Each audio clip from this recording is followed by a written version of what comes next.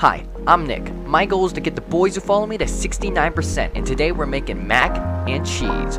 Everyone loves mac and cheese. I love mac and cheese. You love mac and cheese. My grandma loves mac and cheese. Even the kids in my basement love mac and what? Anyways, you're gonna want to melt some butter because we're gonna make a roux, or a bechamel to be fancy. You're gonna want to gradually add the flour to the melted butter so it doesn't clump up. Season your sauce with paprika, garlic powder, Dijon mustard, and lots of pepper. I actually messed up when I added the milk here. But somehow I just kept adding milk, kept whisking, and it went back to liquid gold. Please shred your own cheese block if you're doing this. Don't get the bag stuff. If that looks like a lot of salt, it's cause it is. Wait, bruh, wrong elbows, Triple H. You gotta use elbows, not elbows. You can stop here, just mix that mac and cheese. But I like to bake it because you get that nice crunch. If it don't sound like that, I don't want it. Can I make a fancier version of Kraft mac and cheese? You know I can. Now let's go! Start by melting your butter, add your flour, work that in to make a roux, cook for 5 minutes, slowly add cold milk, little by little. The trick to a good bechamel is to work it! Add all your milk and then switch off the heat. I'm adding only 1 packet out of the 2 boxes of Kraft. Here I have a blend of Gruyere, cheddar, and Parmesan. Work it in little by little. Reserve 30% of your cheese, you'll see why later. I can't believe Kraft doesn't tell you to season your pasta water. Pasta in. Sergeant Gilbert reporting for duty. To taste, I'm putting a little truffle salt in, not necessary. Strain your pasta after 5 minutes, add the sauce, and work it in. Add to a baking vessel, top with the remaining cheese, and put it 8 to 10 inches away from the broiler. Broil for about 5 minutes. Make sure you like this post, and if you're not following me yet, what are you doing? We're gonna dust it with a little rosemary salt. If you know, you know. Well, my friend, you know I love you and I'm out. Hey, my name is Keith, and this is how I made my holiday mac and cheese.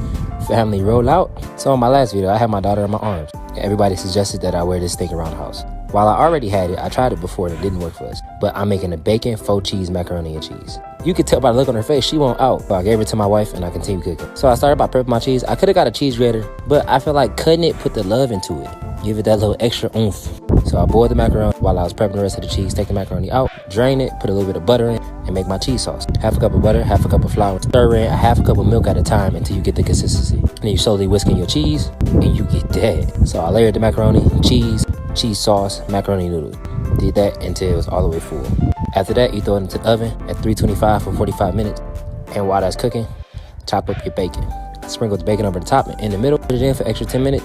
And look at that. That thing be thinking. And I was off to the family's house to eat dinner. Got in her matching outfit. She looked good. Happy Thanksgiving and be safe. Today we're making buffalo chicken mac and cheese. I went ahead and boiled my pasta and got it out of the way. Added about 2 to 3 cups of heavy cream to a saucepan and about 2 ounces of cream cheese. And I let that come to a simmer on stovetop. Minced 6 cloves of garlic and sauteed it in a saucepan with 6 tablespoons of unsalted butter. After about 4 minutes, I added in 2 tablespoons of flour. Let that cook for another 4 minutes. Added in my heavy cream mixture and all of my cheese. 1/3 cup of buffalo sauce. Half a teaspoon of onion powder, garlic powder, salt, black pepper, and cayenne. Mix everything together well and then add in your pasta. You want to grab a baking dish and layer your macaroni. Add some cheese and the rest of your pasta. Add more cheese if you'd like, and I also made some buffalo chicken bites.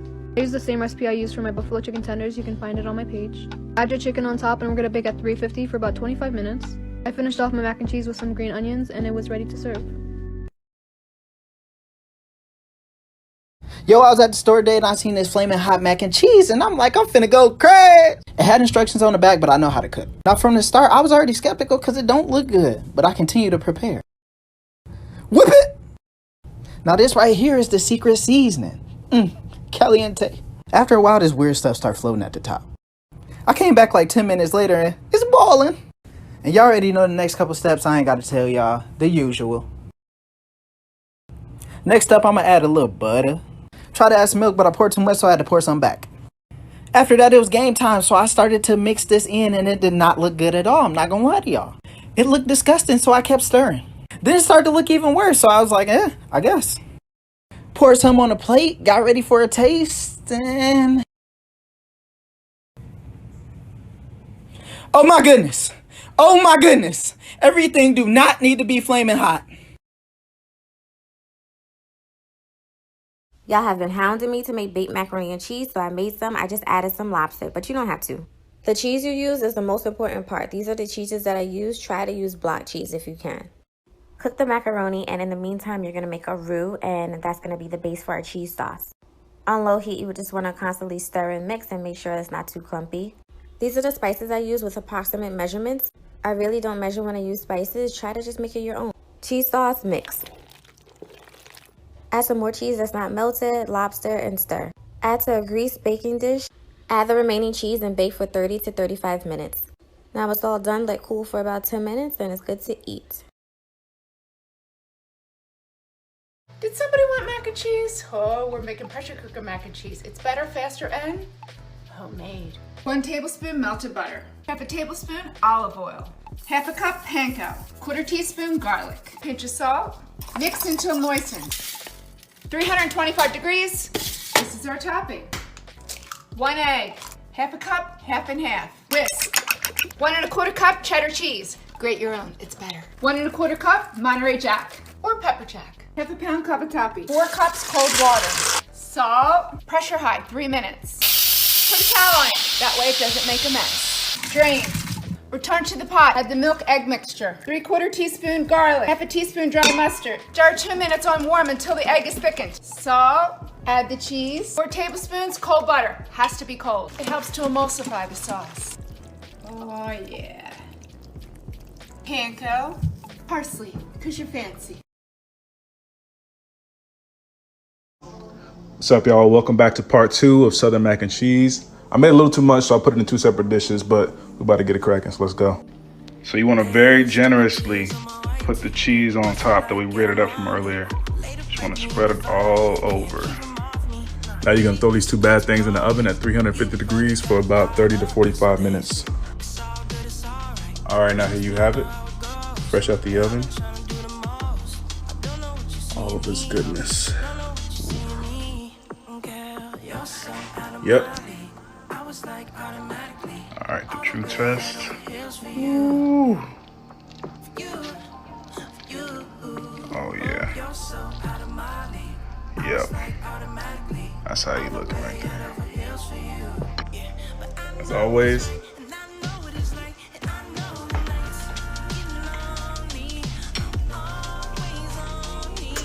What's up, Shay? What's up, Lynn? I hit it raw, she see me in public like, what's up, friend? She talk too much, but I still hit, cause she a fool on that pop the egg. I promise you, if you make this mac and cheese on Thanksgiving, you're going to wow everybody at the dinner table. So today I'll be showing you guys how to make the best homemade mac and cheese. You're going to begin by adding 4½ cups of heavy cream and 4 ounces of cream cheese to a saucepan, and let that come to a simmer on stovetop. We're using penne pasta instead of elbow macaroni. The ridges on penne allow the sauce to cling on better, which results in more flavor in each bite. But here I'm sauteing 1 small onion and about 6 cloves of garlic minced, and 1 stick of melted butter. I added about 2 tablespoons of flour and let that cook for a little. Then I added in our heavy cream mixture. Then for our cheese I added shredded cheddar, pepper jack, as well as freshly grated white cheddar. Seasoning with a teaspoon of garlic powder, onion powder, black pepper, and salt.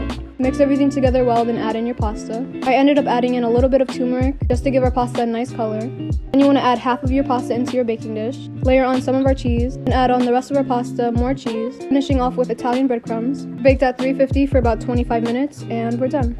I'll be posting another mac and cheese recipe next week, so make sure you stay tuned for that. So for those of you that know me, you know I'm on the hunt for the world's best mac and cheese. And if you don't know me, hi, I'm Nicole and I'm on the hunt for the world's best mac and cheese. Oh, it's quarantine. Elbow bump.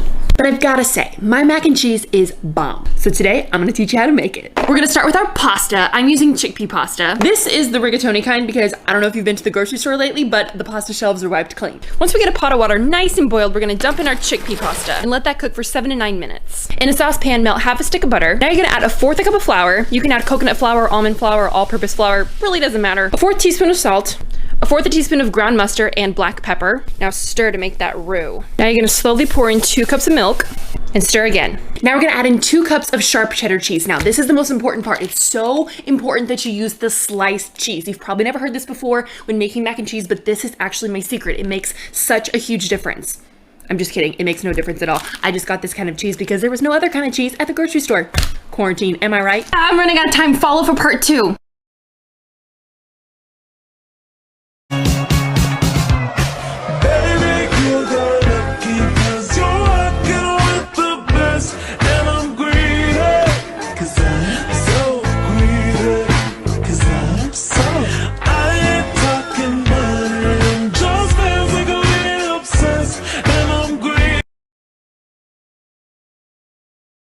Los famosos mac and cheese en 30 segundos. Una cucharada de mantequilla para adentro, pero solo la mantequilla, hombre, Alex, es que no veas, es que va. Una vez fundida, echa una cucharada de harina. Crearás esta especie de pasta, así que con 2 vasos de leche ya basta. Remueve hasta que esté hirviendo, entonces ahí sigue removiendo. Prepárate 6 lonchas de queso cheddar. Rómpelas como a mí me rompieron el corazón y a seguir meneándola con precaución. Mira qué sabor, mira qué coloque. Que te calles, Alex. Un vaso de estos macarrones tan extraños, sino de los normales. Hiérvelos y para adentro. Un poco de sal y pimienta. Yo le he echado una cucharadita de cada una de estas especias. Open your nevera, take de queso parmesano. Y ya si eso, dale like, que así te envío un tupper a casa.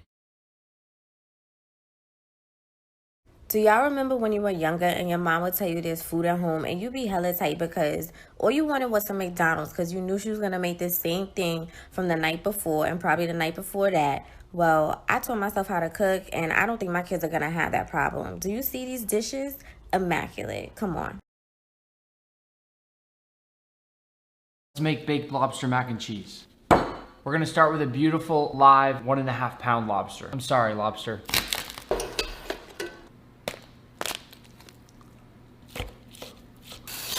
I'm cooking this pasta in the same water I used to steam the lobster.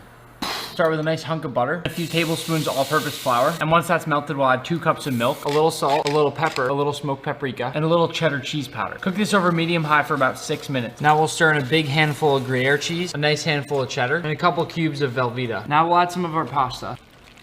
And I'm gonna evenly space out my lobster meat. And to finish, a little more cheese. Broil this in the oven till golden brown. This mac and cheese is illegal in all 50 states. Holy moly.